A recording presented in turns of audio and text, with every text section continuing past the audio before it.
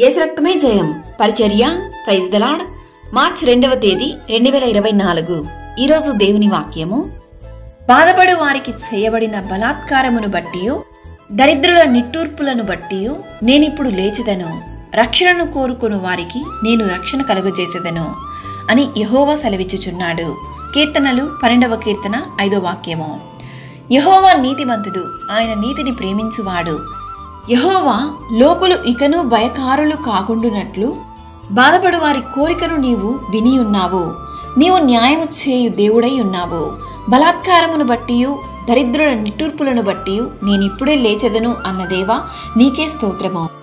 నీ సన్నిధిలో బాధతోనూ వేదనతోనూ మోకరించు ప్రతి ఒక్కరిని మీరు ఆశీర్వదించి వారి దుఃఖమును తుడిచే దేవుడు. ఈరోజు ఈ వాక్యం వింటున్న ప్రియ దేవుని బిడ్డ, దేవుడు ఈరోజు ఈ వాక్యం ద్వారా నీతోనే మాట్లాడుతున్నాడు. బ్రతుకు భారాల మధ్య నలిగిపోతున్నావా? నీ భారము మోసి నీకు అండగా నిలిచే దేవుడు నీకు తోడై ఉండంగా నీవు కృంగిపోకు. ఓటమిలుగా కనిపించే దృశ్యాలను చూసి కంగారు పడకు.